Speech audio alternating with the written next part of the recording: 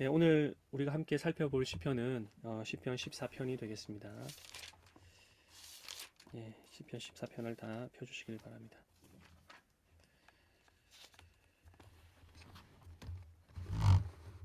예,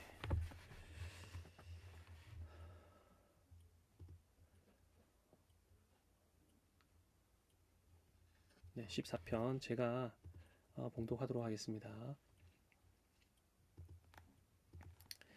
어리석은 자는 그 마음에 이르기를 하나님이 없다 하도다. 저희는 부패하고 소행이 가증하여 선을 행하는 자가 없도다. 여호와께서 하늘에서 인생을 굽어 살피사 지각이 있어 하나님을 찾는 자가 있는가 보려 하신즉 다 치우쳤으며 함께 더러운 자가 되고 선을 행하는 자가 없으니 하나도 없도다. 죄악을 행하는 자는 다 무지하뇨. 저희가 떡 먹듯이 내 백성을 먹으면서 여호와를 부르지 아니하는도다.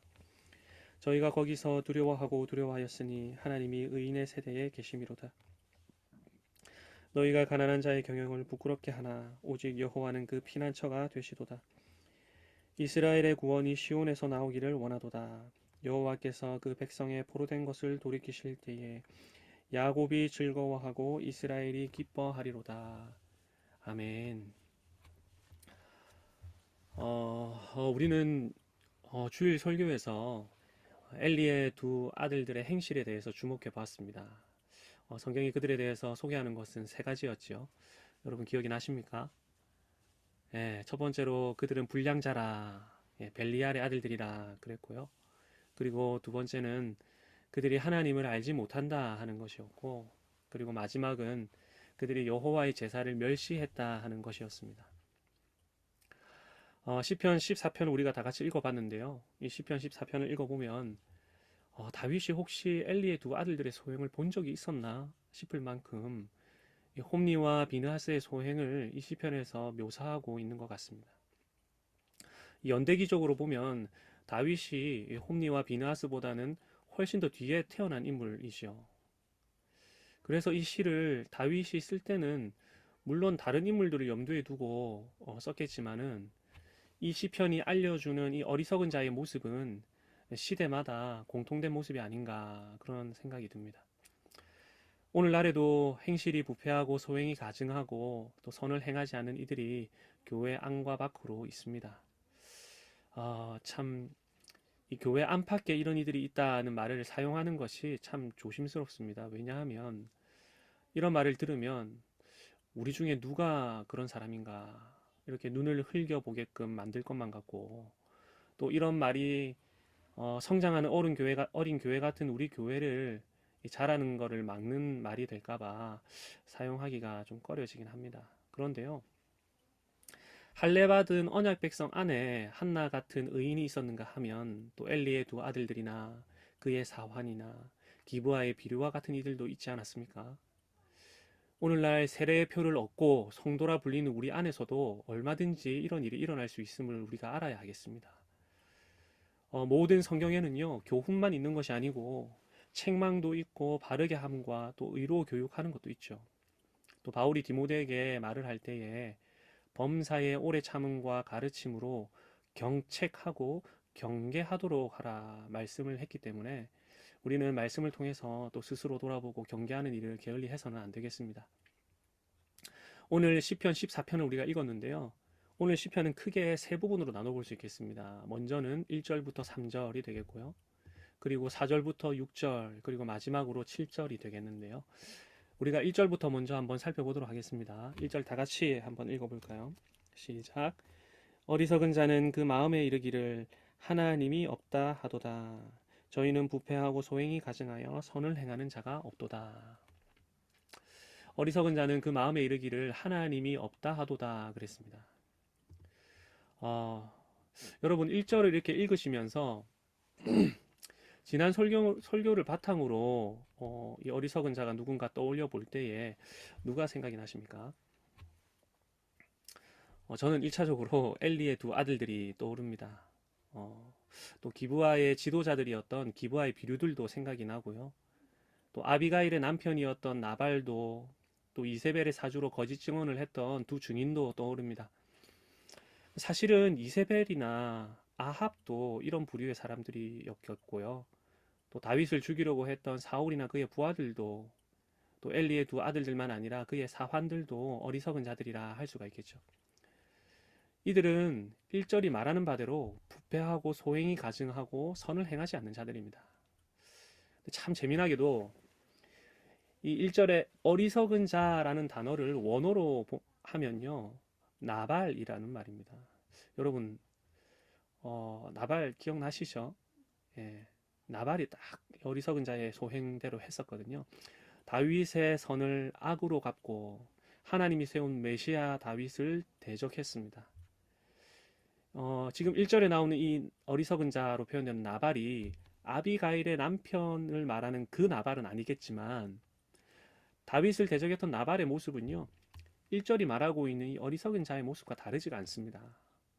또 나발이 불량자라 그렇게 불렸는데, 성경에서 불량자로 불렸던 다른 이들의 모습을 좀 생각해 봐도 1절이 그 모습을 너무나도 잘 묘사해 주고 있습니다. 2절에 보시면 이 여호와 하나님께서 하늘에서 인생을 굽어 살피사 지각이 있어 하나님을 찾는 자가 있는가 보려 하신즉 이라 그랬는데요. 그리고 3절은 곧장 다 치우쳐서 함께 더러운 자가 되고 선을 행하는 자가 없나니 하나도 없다 그리 말하고 있습니다. 참 우리를 당혹하게 만드는 말씀이죠. 우리가 볼 때에는 엘리의 두 아들들과 우리는 많이 다르다고 느끼죠. 예. 물론 나도 죄인인 것은 맞지만, 그것을 부정하지는 않지만, 엘리의 두 아들들하고 우리가 어떻게 같을 수가 있습니까? 이 죄라는 게 상대적인 면이 있기 때문에 나보다 더 큰 죄인을 볼 때에 우리도 일종의 분노라든지 불의를 느낄 때가 많습니다. 그래서 큰 죄를 지은 사람이 있거나 또 합당한 벌을 받지 않은 경우에 법정이 썩었다고 생각하기도 하고 정의가 이루어지지 않는다고 생각하기도 하고, 하나님은 왜 저런 악인을 데려가지 않고 내버려 두시나 의문을 갖기도 하죠. 그런데요, 거룩하심이 무한하신 하나님의 시선에서 죄인인 우리들을 보실 때에 그때는 어떨까요? 나보다 좀 더 큰 죄를 지은 죄인이나 하나님의 시선에서는 크게 다를 것이 없습니다. 모두 다 진노의 대상들이죠. 말하자면 이 엘리의 두 아들들이나 우리나 이 3절 앞에서는 모두 다 평등해지는 것입니다. 그래서 우리가 이런 함정에 빠지면 안 되겠습니다. 어떤 함정이냐 하니까, 나보다 더 죄인인 사람들을 정죄하고 판단하면서 나는 저들보다 낫지라고 생각하는 그런 함정에 빠져서는 안 되겠습니다. 여러분, 하나님께서 받아주실 만큼 의로운 행동을 하는 죄인은 이 세상에 한 사람도 없습니다. 하나님의 눈에는 나도 치우친 자고 나도 함께 더러운 자일 뿐이죠. 우리가 어째서 어리석은 자로 남지 않고 하나님을 알게 되고 그분을 따르게 되었느냐 하면 전적으로 하나님의 은혜 때문입니다. 그래서 우리가 엘리와 같은 인간들을 보면서도 하나님의 은혜가 없었다면 나도 저들과 똑같은 위치에 갈 가능성이 100%였던 사람이구나, 이렇게 생각할 수 있어야 되겠습니다. 성경에 나타나는 불량자들, 비류들을 보면서요, 오늘날 부패한 종교 지도자들이나 또 자기 마음대로 살아가는 악한 성도들을 보면서도 나도 하나님의 은혜가 없이는 언제라도 저런 악인의 모습에 빠질 수밖에 없는 존재다 하는 깊은 인식이 우리 모두에게 있어야 하겠습니다. 여러분, 아멘이십니까? 예, 이어지는 4절부터 6절까지를 한번 볼 텐데요. 여러분, 4절을 한번 읽어보실까요? 시작. 죄악을 행하는 자는 다 무지하뇨. 저희가 떡 먹듯이 내 백성을 먹으면서 여호와를 부르지 아니하는도다. 그랬습니다. 이 악인들이 하나님의 백성을 착취하여서 자기 배를 불렸다 하는 말이죠.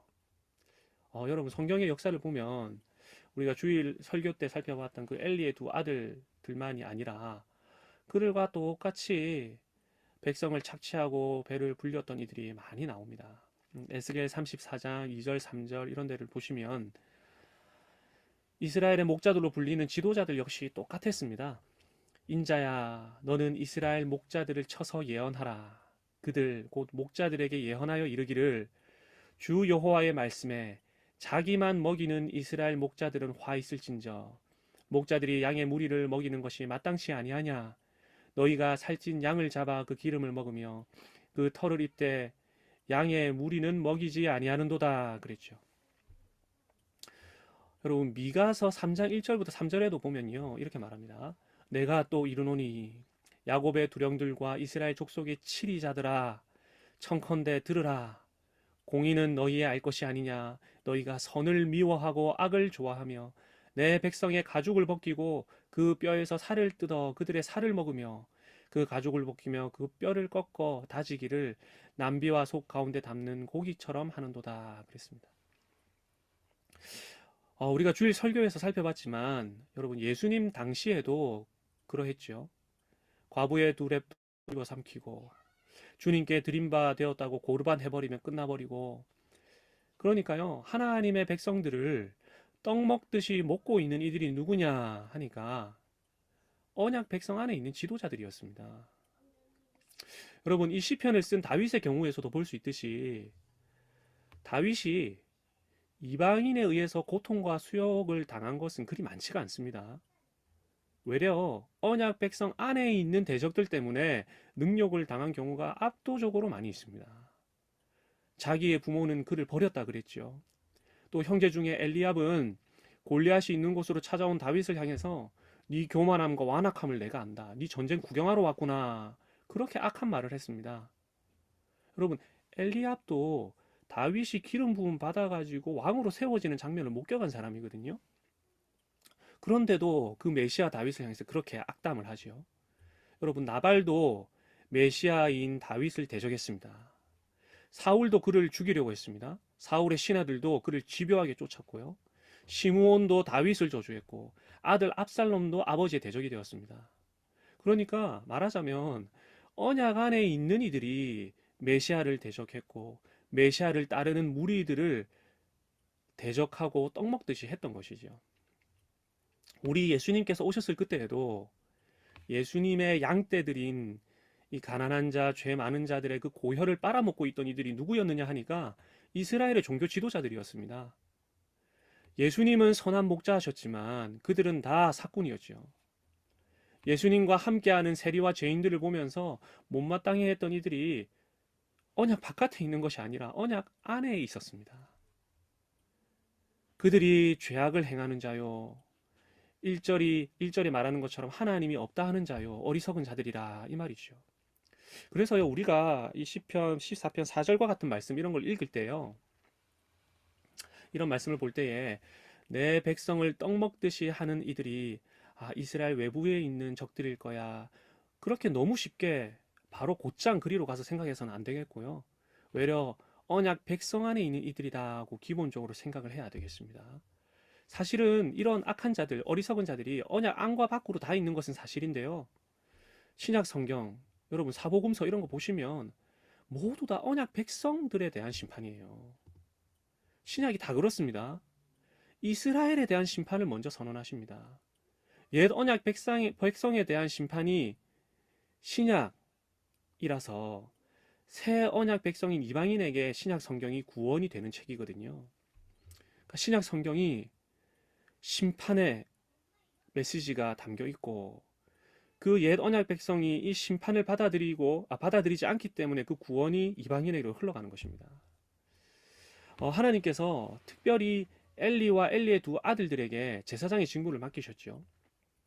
그들이 이 직무를 감당하도록 평생 다른 일을 안 해도 되도록 해주셨단 말입니다.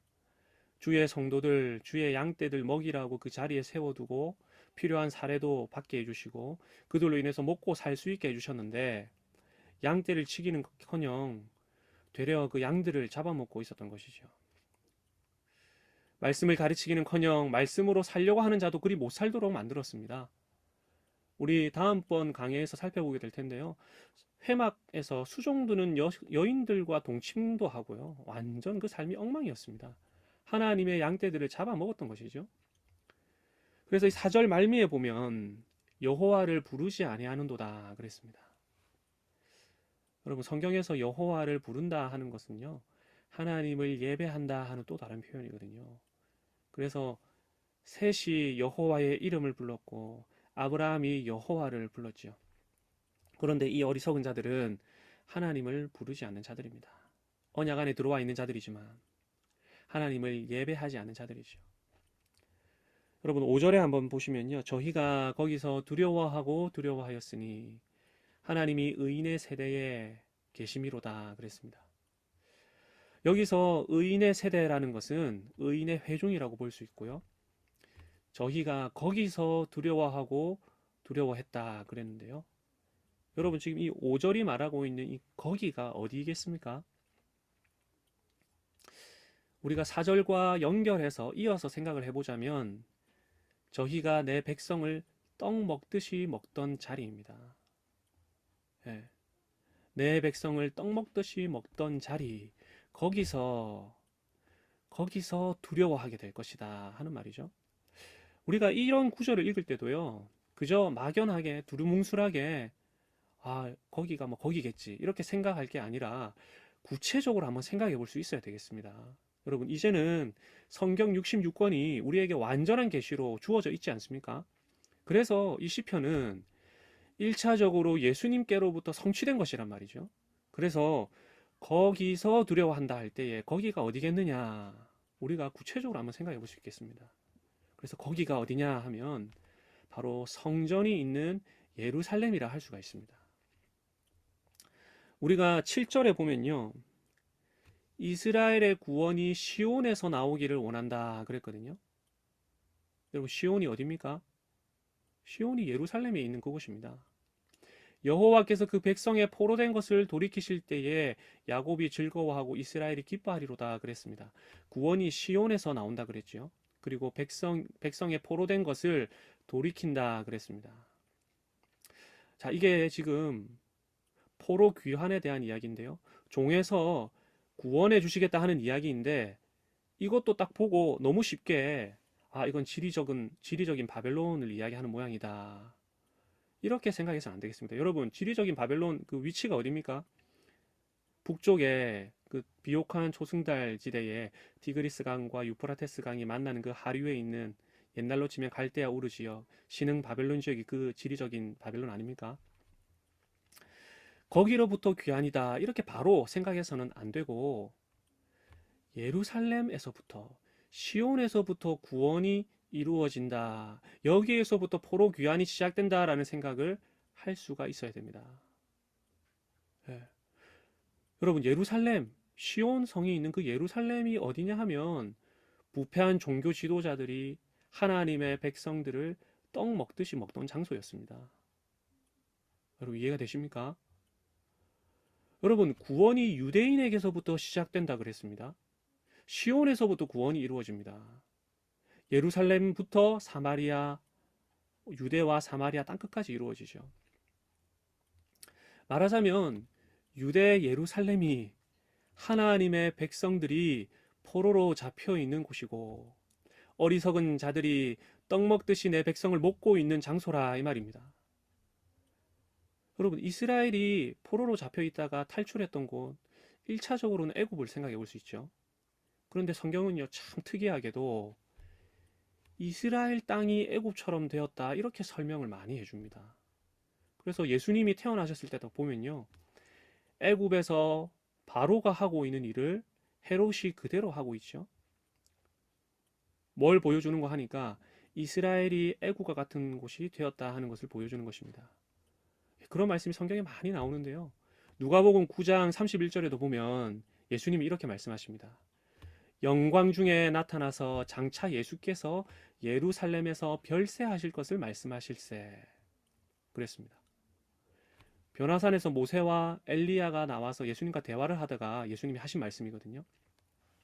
영광 중에 나타나서 장차 예수께서 예루살렘에서 별세하실 것을 말씀할세 그랬는데, 여기 별세라는 말이 헬라어로 엑소더스입니다. 그러니까 예수님이 예루살렘에서 내가 출애굽할 거다 이렇게 말씀하고 계시는 거예요. 원래 출애굽은 애굽에서 해야 되죠. 그런데 예루살렘이, 이스라엘이, 이 시온 성이 애굽과 같은 곳이 되었다 하는 것을 지금 성경이 고발하고 있는 것이거든요.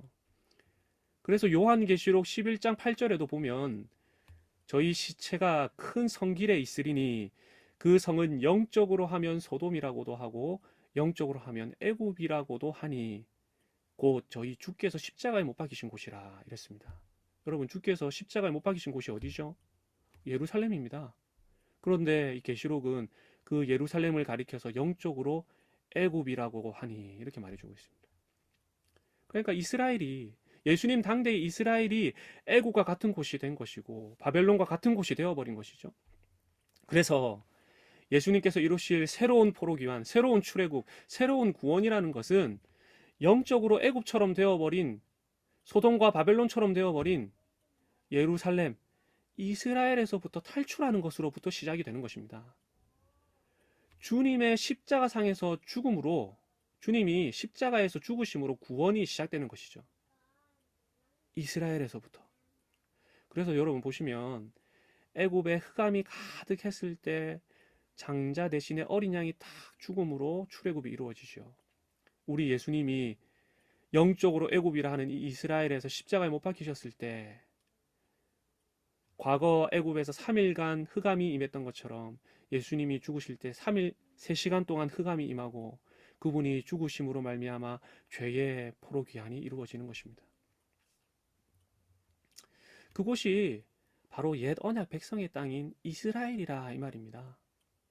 어리석은 자들이 자기 백성을 떡 먹듯이 먹고 있는 옛 성전이 있었던 바로 거기서 그의 백성들을 이끌어내시는 것이죠. 그래서 5절에 보시면 저희가 거기서 두려워하고 두려워하였으니 하나님은 의인의 세대에 계심이로다 하는 것을 우리가 이 그리스도 안에서 이루어진 성취의 관점에서 볼 수 있어야 되겠습니다. 그러니까 구체적인 장소예요. 여기가 어디냐 하니까 바로 옛 언약 백성, 옛 성전이 있었던 예루살렘이었다. 그런데 성도 여러분, 이 말씀이 예수님에게서 1차적으로 성취되지만 또 종말의 때에 가서 완전한 성취가 이루어지지 않습니까? 이 구원이 똑같이 종말에도 이루어지겠죠. 예수님 다시 오실 그때에. 그러면 종말에 이루어질 그 구원은 어디서부터 시작될까요? 마찬가지로 하나님의 시온에서부터 시작이 됩니다. 여러분, 그 시온이 어디입니까? 이 땅에 있는 주님의 교회가 바로 하늘의 시온과 연결되어 있는 시온입니다. 그래서 성경에 보면 하나님의 집에서부터 심판이 시작된다 그랬죠. 하나님의 집은 성전과 동의어입니다. 동의어. 하나님의 집은 시온과 동의어입니다. 그래서 하나님의 집에서부터 심판이 시작되는데 주님이 교회에서부터 먼저 오셔가지고 어리석은 자들이 어디 있는가? 여호와를 부르지 않는 자들이 어디 있는가? 내 양떼들의 고혈을 빨아먹고 내 양떼들이 말씀으로 살려고 하는데 그들의 경영을 부끄럽게 만드는 사람들이 어디 있는가? 그들을 먼저 찾아보시고 심판하시겠다 하시는 것입니다. 여러분, 가라지, 여러분 추순날까지 그대로 두라 그렇게 말씀하셨죠. 그거 함부로 뽑다가는 내가 사랑하는 알곡들이 다칠 수도 있다. 그러니까 그대로 두라. 왜냐하면 알곡들은 내 음성을 들을 테니까. 그러니까 여러분, 교회 안에서 주님 다시 오실 때까지 자기 백성을 떡 먹듯이 먹는 이런 사꾼 같은 목사들, 벨리알의 아들들, 이런 성도들이 끊이지 않고 있을 것이라는 말과도 같은 것입니다. 우리가요, 아무리 회원을 가려받고 신경을 쓴다 하더라도 우리가 하나님이 아니기 때문에 완전하게 막을 수는 없습니다. 막판에 결정이 나는 거죠. 누가 진정한 여자의 후손이었느냐 아니면 뱀의 후손이었느냐, 그것이 막판에 결정난다는 것이죠. 교회 안에 가라지와 알곡들이 섞여 있고 뱀의 후손과 여자의 후손이 싸움이 교회 안에서 있는 것입니다.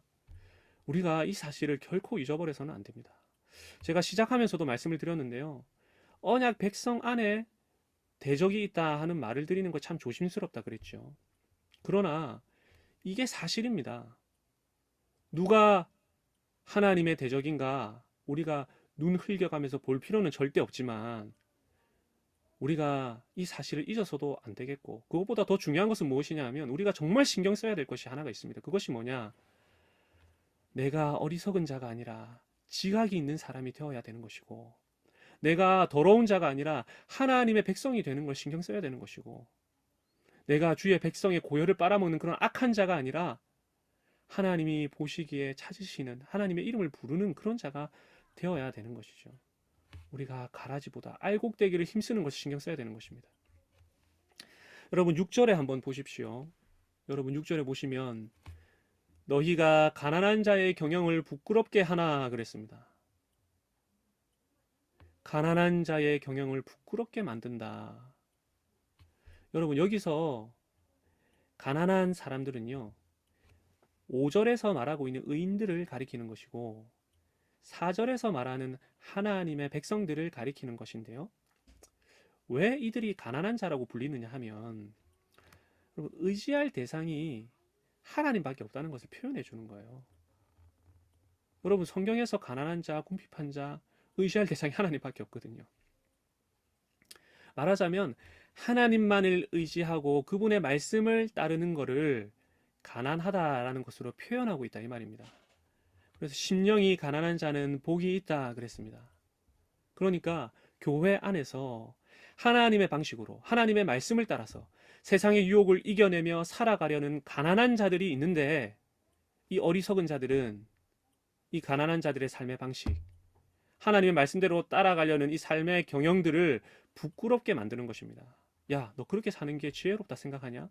막 그러면서 세상의 방식을 은근히 주입하려고 하고 하나님의 방식으로 살아가려는 자들을 현실을 모르는 무감각한 자들이라고 폄훼하는 그런 뱀들의 새끼들이 교회 안에 있다 이 말입니다.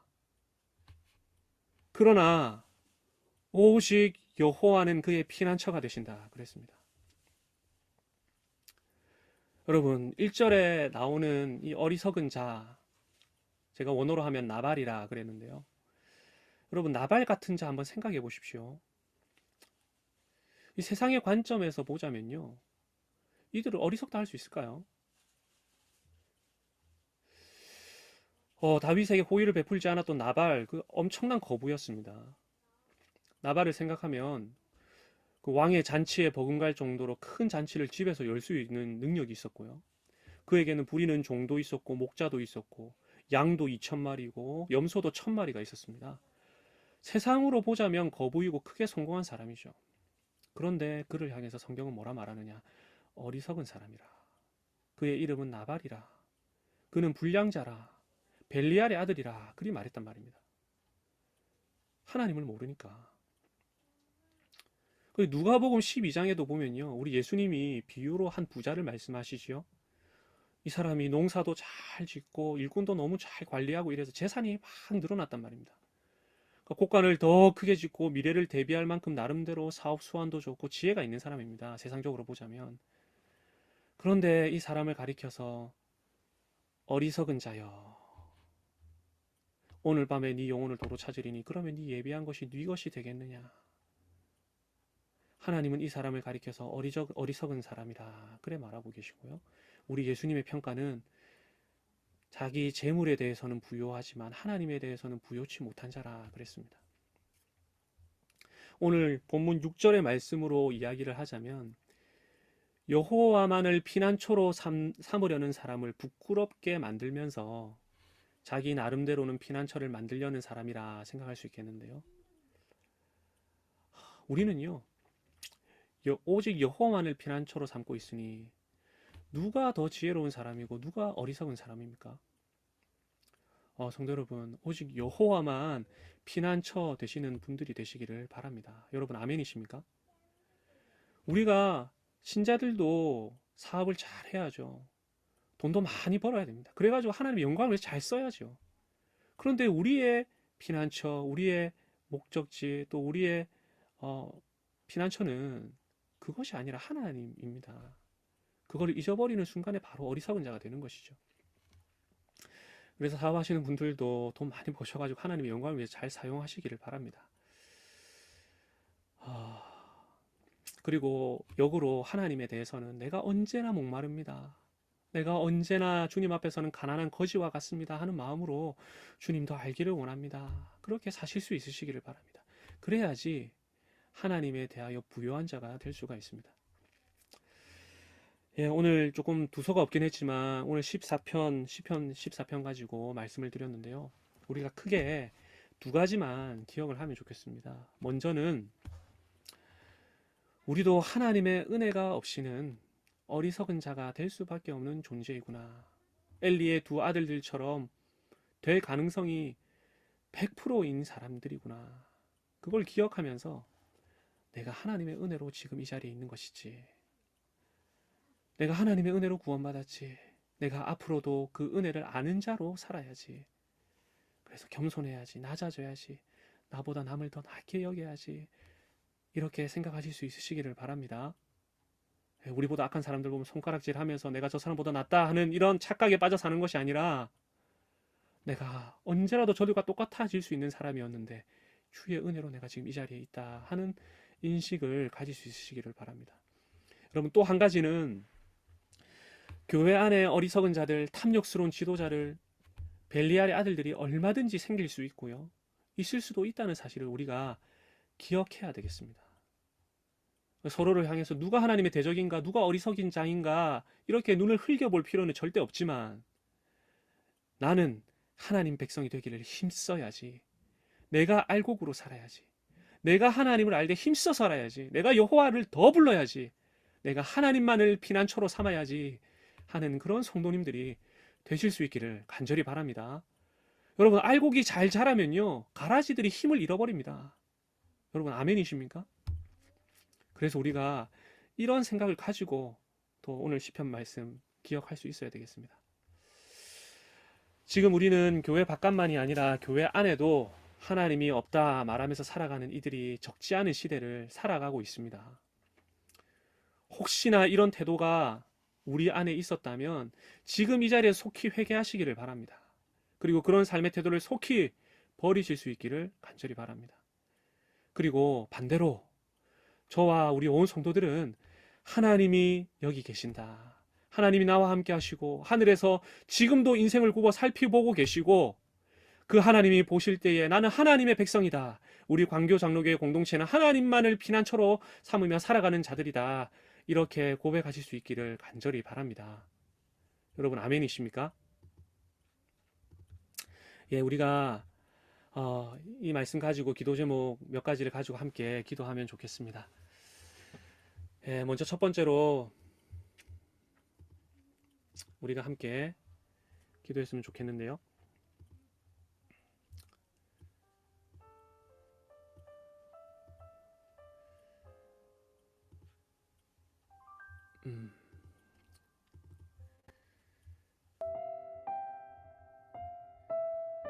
예, 제가 기도 제목을 같이 읽도록 하겠습니다. 주여, 우리도 주님의 은혜가 없이는 엘리의 두 아들들처럼 어리석은 자처럼 될 수밖에 없는 죄인입니다. 우리가 하나님의 크신 은혜로 새로워졌음을 기억하게 하시고 나보다 더 악해 보이는 자들을 비난하고 정죄함으로 나는 괜찮다는 착각에 빠지지 않게 하여 주시옵소서. 하나님의 크신 은혜로 구원받은 죄인임을 깊이 알아 겸손히 나를 낮추고 하나님의 은혜를 더 드높이며 나보다 남을 낮게 여기고 섬기는 자들 되게 하옵소서. 우리가 이 기도문 가지고 자유롭게 개인적으로 기도하도록 하겠습니다. 함께 기도합시다.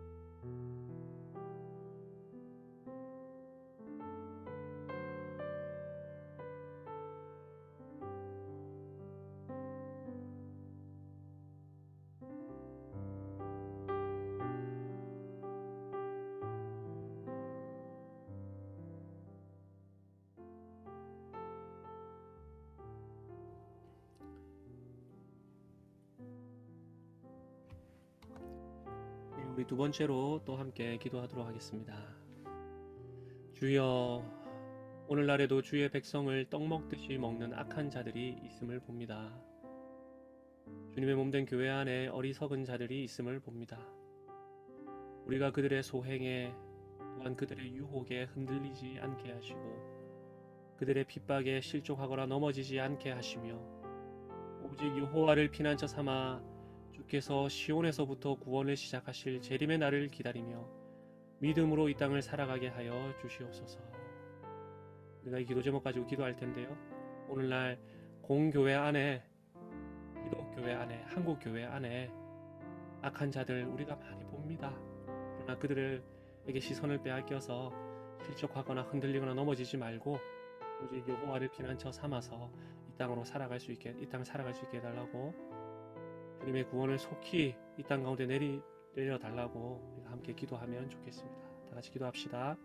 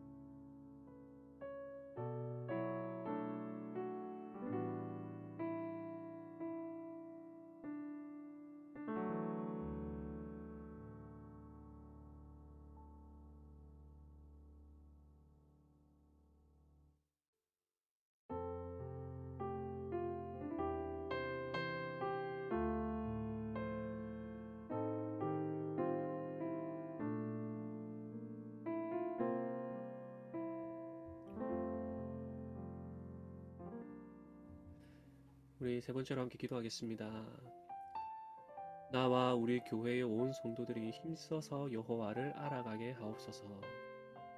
여호와를 아는 지식이 없어서 망하지 않도록 하나님을 아는 일에 애를 쓰는 저희들 되게 하옵소서. 예배나 공적 모임, 사랑방 교제, 사적인 예배를 통해서 하나님과 교제하는 일이 풍성하게 하시고 하나님을 배워가게 하옵소서. 기도했으면 좋겠고요. 네, 시간 관계상 네 번째 기도 제목도 함께 좀 보겠습니다. 네, 지금 전쟁 중인 우크라이나를 위해서 우리가 함께 기도해야 되겠습니다. 삶의 터전을 잃어버린 이들과 안전한 곳으로 피난을 떠난 이들, 정당한 이유가 없는 공격으로 또 명령으로 인해서 피해받는 이들을 위해서 우리가 기도합시다. 속히 전쟁이 끝나게 하시고 무고한 시민들이 죽는 일이 멈추게 하옵소서. 이에 하나님께서 주의 때에 모든 불의들을 심판해 주시고 고통당하는 당신의 소중한 자녀들을 보호해 주옵소서. 그리고 지금 코로나로 인해서 사업체 경영이 어려운 성도들이 있습니다. 또 등원이나 등교, 학업에 어려움을 겪고 있는 자녀들도 있습니다. 코로나가 걸려서 격리되어 있는 우리 성도들도 있고 코로나 걸린 어린 아기도 있습니다.